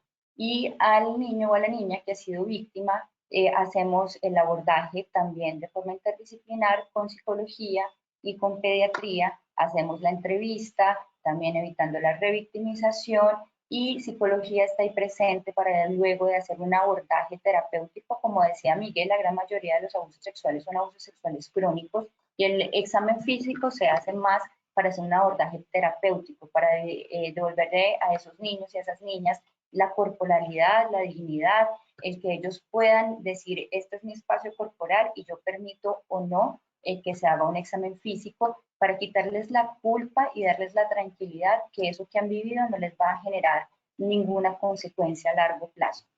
Después de que se hace ese examen físico, entonces psicología se queda acompañando a los niños o a las niñas y los adolescentes para ayudarles a empezar esos primeros auxilios psicológicos, para resignificar lo que va a pasar, para estimular la resiliencia que van a necesitar, porque el proceso de restablecimiento de derechos es un proceso muy revictimizante. Lastimosamente en nuestro país las instituciones están desarticuladas y son procesos largos, difíciles, que están pensados no en la víctima, sino en el agresor. Entonces todo el tiempo se va como culpabilizando un poco a los niños. Con respecto a la parte de seguimiento, que es la otra parte asistencial que estamos creando, entonces estamos creando con profesores de la universidad una clínica de buen trato. Ya llevamos trabajando un año y estamos haciendo un ejercicio muy juicioso académico donde nos reunimos.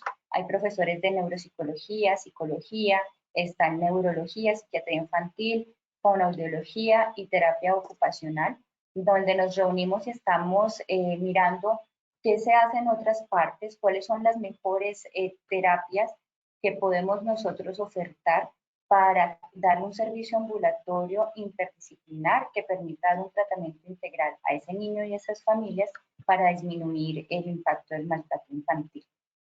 Con respecto a la educación, hicimos campañas de sensibilización sobre prevención del maltrato, buen trato y qué es el maltrato infantil, pero dentro de la institución, porque la idea es trabajar de forma intersectorial con ICBF y también con algunos sectores de las secretarías de salud, donde podamos empezar a través de educación llegar a la comunidad, pero sobre todo llegar a la comunidad a través de un trabajo en red intersectorial, o sea, trabajar sobre lo que ya existe para así potenciar los recursos que ya se están invirtiendo en promover, en hacer promoción, prevención, y sobre todo queremos trabajar de forma intersectorial para poder crear un solo sitio diagnóstico donde todos los sectores involucrados podamos estar allí físicamente para evitar la revictimización que se genera en la ruta de restablecimiento de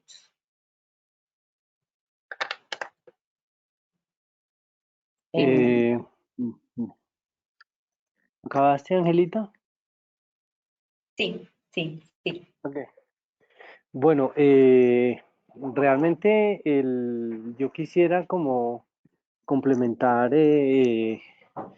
tal vez tocando algunos aspectos que quizá vale la pena también señalar, porque la invitación que nos hacía el profesor Ernesto era, bueno, ¿cómo podemos nosotros hacer como para mejorar, tratar de cada vez cualificarnos mejor? Y yo creo que vale la pena también hacer un énfasis en lo individual. Se dice por ahí que no hay cosa más práctica que una buena teoría.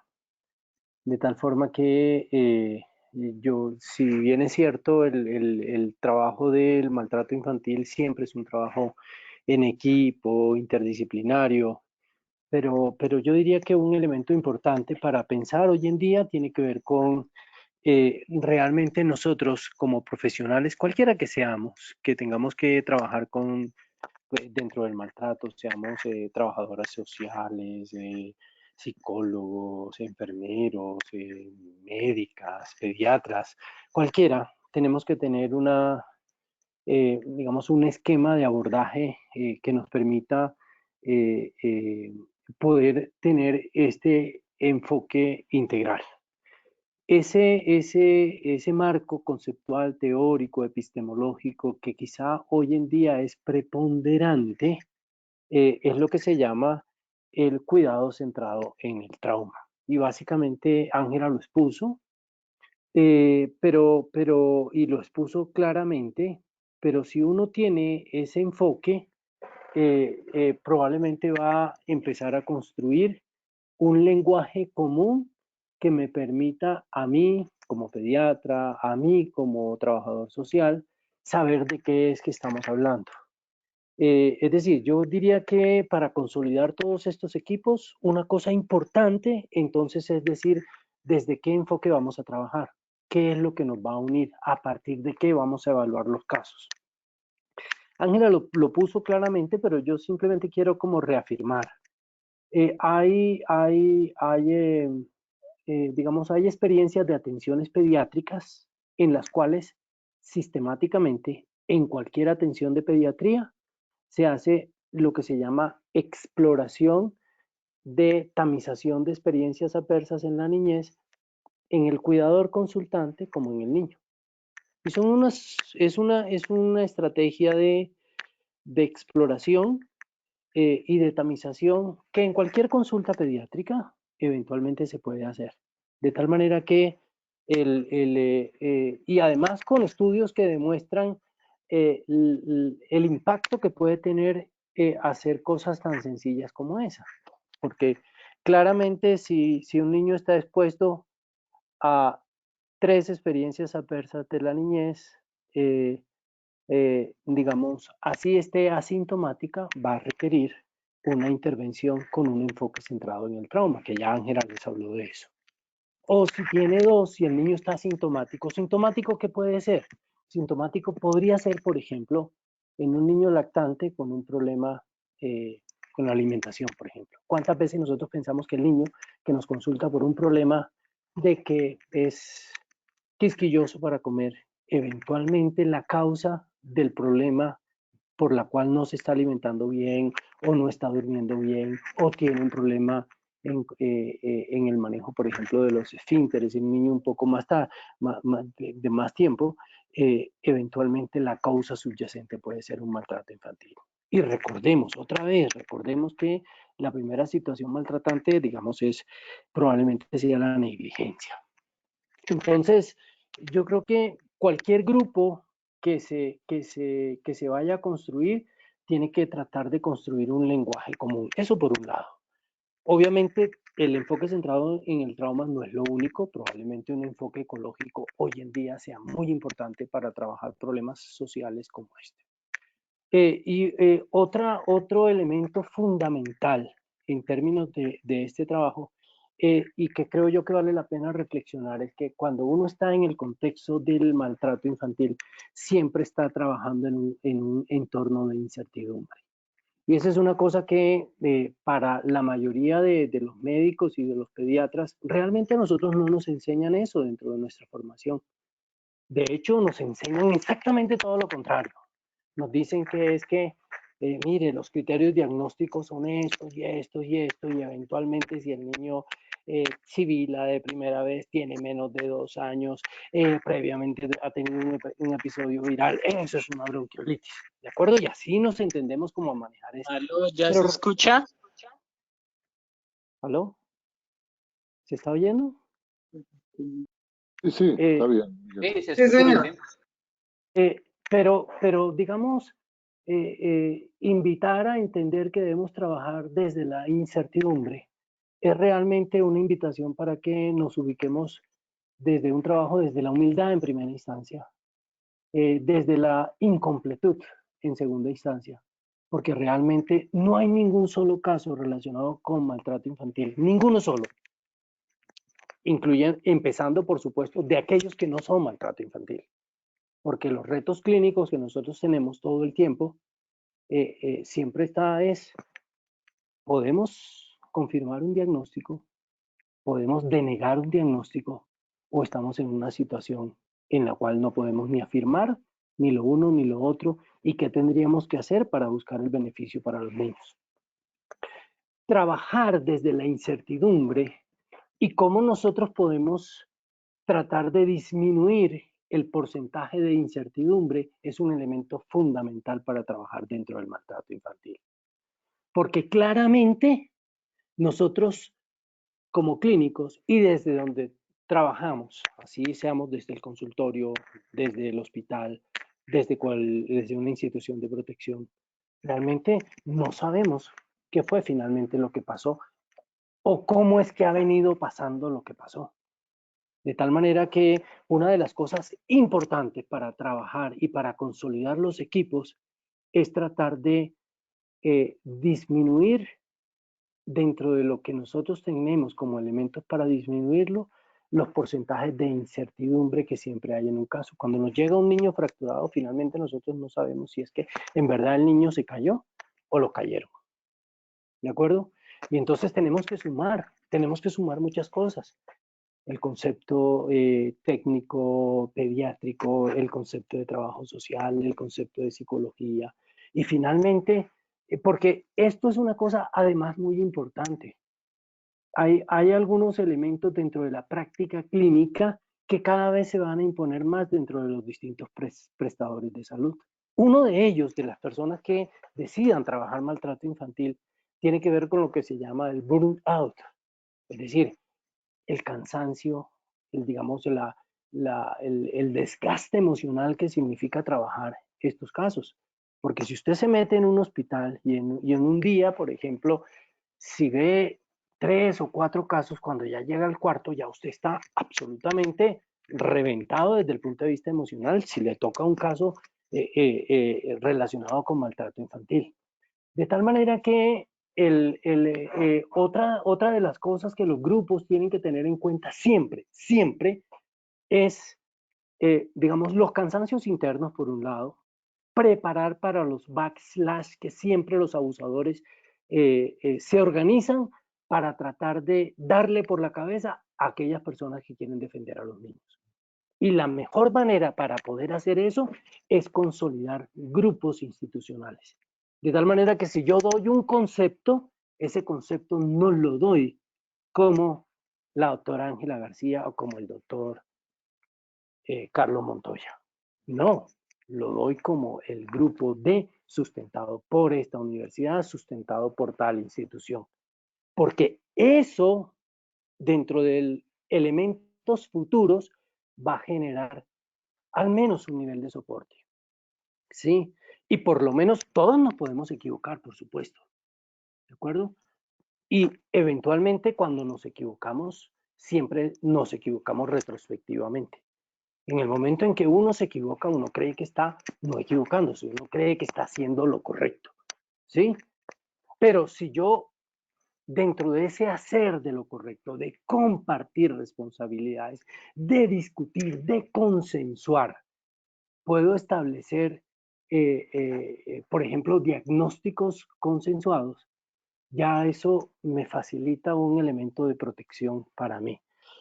En fin, yo le podría decir como muchas otras cosas adicionales, pero creo que el tiempo se limita y yo diría que esas reflexiones pueden ser de ayuda dando respuesta a la inquietud del profesor Ernesto.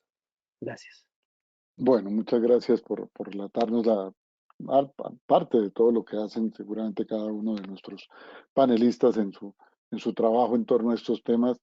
Bueno, vamos a pasar, porque ya nos queda poco tiempo, a algunas preguntas de los asistentes. Digamos, hay una pregunta como un poco en esta idea que también se ha trabajado, el trabajo de grupo de lo intersectorial. Entonces hay una pregunta, por ejemplo, sobre la relación con el sistema de protección, que a veces no hay buenas relaciones, no nos creen, o un caso que nosotros mandamos no le abren en proceso de restablecimiento de derechos, particularmente en la negligencia, pero seguramente también en otros casos. Segundo, un tema bien interesante que es las EPS, ¿no? O sea, estamos en este modelo privatizado de manejo de intermediarios y llama la atención que las tres personas que están aquí trabajan en los hospitales, hacen su acción, pero digamos del mundo universitario, son académicos y entonces eh, ¿dónde está, digamos, la parte de planta, del trabajo con las EPS? Bueno, ¿cómo nos articulamos y cómo logramos, pregunta la persona, que las EPS efectivamente, por ejemplo, mantengan esta actividad que hace la doctora Ángela en el Hospital Universitario del Valle, siendo que pues el sistema se mueve en torno a este tema de la financiación y todo, y entonces se genera una relación ahí, una pregunta. Y hay otra pregunta interesante también de la relación con el sector educación, incluso una invitación a vincular más al sector educación a este trabajo. O sea, cómo este trabajo, que necesariamente tiene que ser de todos, tiene que ser integral, como decíamos, pero integral no es solo del sector salud, sino eso, el sector educación, el sector protección, etcétera, para lograr realmente un impacto. No podemos pretender que nosotros, con una intervención aislada desde el sector salud, vamos a lograr todo lo que se necesita. Hay que sumar todos estos esfuerzos. Entonces, ¿cómo se hace ese trabajo? Repito otra vez, con el sector de protección, con ICBF, con comisarías de familia, con EPS, que es de parte del sector salud, que mueve la parte desde el punto de vista económico y de la intermediación, y también con el sector de educación. Son como tres preguntas que yo resumí en una sola para que por favor en breve tiempo puedan ustedes contestar. Creo que prendieron la cámara la doctora Ángela primero, el doctor Barrios después, entonces en ese orden, por favor, doctora Ángela. Bueno, la verdad es que de trabajar en maltrato hay dos cosas que son muy desgastantes. Lo que decía Miguel de la carga emocional, porque son historias que uno no piensa que alguien las puede llegar a vivir. Y me acojo mucho a su recomendación, cuando trabajamos en ello tenemos que cuidarnos nosotros. Y es necesario hacer psicoterapia, ¿no? Eso hace parte como del andamiaje. Y otro es el vacío institucional. Allí lo que sirve realmente es perseverar y ser conscientes que la corresponsabilidad que nosotros tenemos con ese niño sujeto de derechos, que la protección de ese niño no le pertenece solamente a bienestar, a comisaría o a la familia. Y generalmente lo que nosotros hacemos, porque en muchas ocasiones, sobre todo cuando vemos factores de riesgo, ¿sí? O sea, cuando vemos papás que son negligentes, que que no cumplen, pero que no dice se puede trabajar en ciertos cuidados en la salud o para prevenir riesgos, porque en niños pequeños los accidentes caseros pues no deberían presentarse. Papás que necesitan información o papás que tienen consumo o conductas violentas en casa o han tenido conductas violentas en casa, entonces bienestar no los considera como una vulneración de derechos. Lo que nosotros hacemos es, vamos a la nacional, que es como a ese sistema nacional, a esa línea que tiene para poder hacer el reporte de los casos, pero si no encontramos una respuesta, nos vamos a la regional.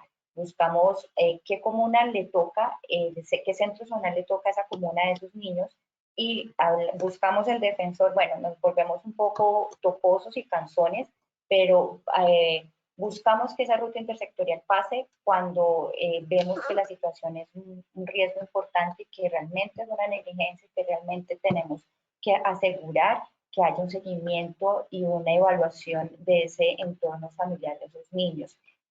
Muchas veces no lo logramos porque el vacío, como les digo, institucional es importante. Sin embargo, parte del trabajo que estamos haciendo en la unidad de pediatría es hacer este trabajo intersectorial. Entonces pertenecemos al Comité de la Gobernación de Primera Infancia, allí tenemos un enlace directo con Bienestar Familiar y al menos ya sabemos y hablamos y creemos que en algún momento puede llegar a pasar. No es fácil, pero digamos que tengo fe que en algún momento haya un enlace intersectorial verdadero. Con respecto a las EPS, ese es otro vacío institucional importante. muchas veces no autorizan ni siquiera en abuso sexual, que es lo que hace rato está reglamentado, que esas víctimas tienen derecho a un seguimiento por psicología y por medicina a las 2 semanas después de la consulta. En la realidad eso nunca pasa, porque o no las autorizan o las autorizan lejísimos. Pero hace poco, en la página de Afecto, lo pueden ustedes buscar, salió la resolución 2481 del 2020, donde dice que las EPS tienen que garantizar el seguimiento en salud a estos niños hasta que estos niños presenten una sanación de sus síntomas. Nosotros sabemos que van a necesitar psicoterapia por mucho tiempo, pero no generalmente se trata y muy probablemente en algún momento de su vida van a necesitar otra vez terapia. La idea es, con estas resoluciones, ir a las EPS para garantizar esas atenciones.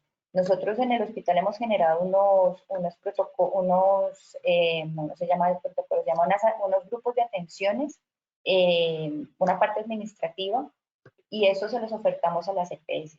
La verdad es que lleguen los niños, tristemente queda muy a la decisión de si autorizan o no, y yo creo que parte de lo que tiene que hacer Bienestar Familiar es que dentro de esa ruta de restablecimientos de derechos obligue un poco a las EPS a que esas atenciones pasen.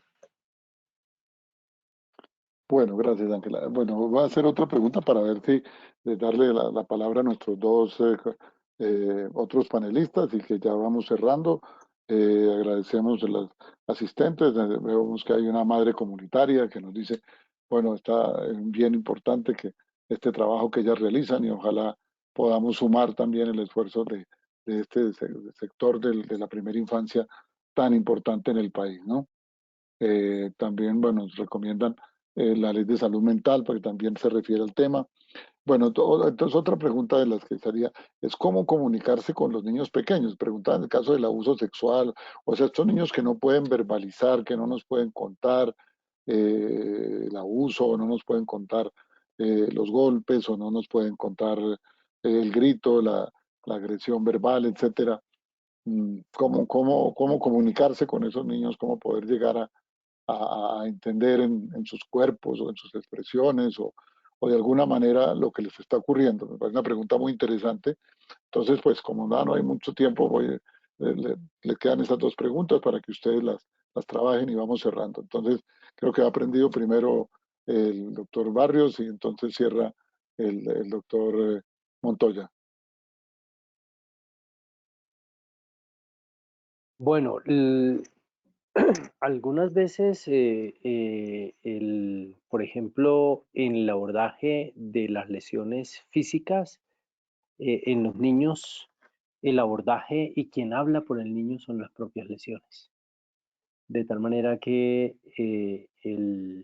si uno conoce elementos básicos clínicos del entendimiento y del abordaje de las lesiones, eventualmente las mismas empiezan a hablar y empiezan a decir más, que es.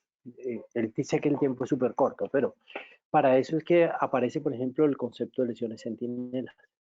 Si un médico sabe que cualquier fractura de cráneo, así sea simple, es una lesión centinela de abuso físico en todo lactante menor de 2 años, eventualmente ese niño tiene que tener un abordaje como tal. Si un médico sabe que la principal lesión para sospechar un trauma craneano abusivo en un lactante son hematomas subdurales, eventualmente si le llega un hematoma subdural en un lactante, hasta que no se demuestre lo contrario, eso es abuso físico hasta demostrar. Y así podríamos poner muchísimos elementos. Es decir, lo importante es que desde el punto de vista clínico tengamos claro exactamente cuál es el punto importante de orientación. Ahora bien, si bien es cierto que técnicamente hablando es muy difícil que un niño podamos recoger testimonios importantes antes de los 3 años, pero nosotros sí podemos recoger elementos importantes de sus cuidadores. Y probablemente allí también tenemos que mejorar nuestras cualidades de comunicación y de interacción con ellos. El tiempo es muy corto, pero créame que cuando llegan muchas veces estos casos, casi siempre uno encuentra un cuidador protector que le puede permitir un punto de anclaje, de resiliencia, de mejora del niño. Entonces podemos tener, por supuesto, nuestras habilidades clínicas, pero también tenemos que aprovechar los propios recursos que tiene la familia, y es una respuesta muy, muy sintética, pero es lo que el tiempo da por hacer. Bueno, gracias, Miguel. Bueno, Carlos, para que vayan cerrando, también pues están ambas preguntas, cómo nos relacionamos con todos estos sectores y bueno, y cómo nos comunicamos No, también con los que no pues hablan. yo creo que para cerrar, básicamente es decirles que este es un tema apasionante, es un tema que puede ayudar a muchos niños y a sus familias. Yo creo que hay que tener muy claro y sospechar siempre que puede haber maltrato o abuso, porque a veces los niños no lo van a contar. Ahí es muy importante el examen físico completo. En un porcentaje del abuso no se van a encontrar lesiones, pero ese olfato que debemos tener clínico frente al caso que nos llega, pues creo que puede ayudarnos muchísimo. Como les digo, este tema es muy extenso, como lo dicen mis compañeros. Debe hacerse un trabajo interdisciplinario, formativo. Nosotros tenemos en el posgrado, y esa es una cuña también para los grupos de pediatras que nos escuchan a nivel nacional. Hay un grupo de pediatría social donde el doctor Ernesto tiene un papel muy importante junto con otros pediatras sociales del país. Los interesados pues nos pueden contactar. Y que este es un tema que es de largo y ancho. Por favor, revisen la ley que acaba de salir sobre lo de la prevención del castigo físico, la prohibición. Creo que es una invitación a que lo leamos y a que estudiemos sobre el tema. Realmente este es un tema que es muy profundo, pero que nos tiene que dejar mucha claridad. Primero, en el trabajo interdisciplinario como pediatras junto a otros profesionales. Segundo, no trabajes solo, siempre tiene que ser en equipo. Y tercero, hay que tener mucha sensibilidad con las familias para no estar culpabilizando, sino mirando bien los protocolos de atención, que son muy importantes tenerlos presentes. Yo creo que eso resume un poco para mí lo que tenemos que hacer, porque si no tenemos claros esos protocolos, a dónde comunicarnos y llamar, va a generar mucha angustia. Un abrazo muy afectuoso para todos. Recuerden, el afecto es sanador. Los invito el 14 de abril a la Clínica del Afecto contra el Maltrato Infantil Candida Rosa Castañeda. 14 de abril, 8 de la mañana. Pueden comunicarse por Facebook e Instagram a Corporación Red Afecto Manizales y el canal en YouTube Doctor Afecto. Un abrazo y nuevamente muchas gracias al doctor Ernesto, a mis compañeros y a la Sociedad Colombiana de Pediatría Regional Bogotá. El afecto es sanador. Ofrecido a Candy. Gracias a todos. Entonces, el afecto es sanador. Otra vez siempre vale la pena repetirlo. El castigo físico está a punto de ser firmado ya como una ley de la República, entonces va a ser prohibido. Ojalá esperemos que la nueva generación de pediatras, que veo por ahí algunos residentes, no tengan que aprender mucho de esto como nos toca a nosotros, por esto que vivimos de una manera de los datos, como nos mostraba el doctor Barrios, que son realmente impresionantes y que es lo que desafortunadamente todavía seguimos viviendo. Esperemos que esta sea una nueva generación libre de violencia, de agresiones, de gritos, de discriminaciones, de negligencia, etcétera. Y ese es un trabajo en que tenemos que estar todos. Los invitamos a este trabajo. Muchas gracias a los asistentes. Veo que ha sido un grupo heterogéneo. Nos agrada mucho compartir, psicólogos, educadores, bueno, colegas del sector de la salud, enfermeras, bueno, de varias áreas, muy, muy interesante, muy importante que nos acompañen. Los invitamos la próxima semana. Les recordamos al próximo evento, que es el de cuidados paliativos. Esperamos que nos llevemos todos un mensaje de la importancia de trabajar contra esto, contra la violencia, contra los niños, contra el castigo físico. Una ley no va a cambiarla, pero bueno, tenemos entre todos que ayudarle a la ley a que cambie. También tenemos ley de infancia, muchas otras leyes ya en resolución del ministerio, pero si no nos movemos nosotros a que la ley actúe, pues la ley sola no tiene dientes, no tiene voces, no tiene. Entonces tenemos una herramienta nueva, hay que aprovecharla más a las otras y seguramente tenemos que seguir trabajando por esto. Muchas gracias a todos, muchas gracias a nuestros panelistas, muy buena noche a todos. Muchas gracias a todos. Feliz noche. Gracias. Hasta luego. Gracias. Abrazo a todos.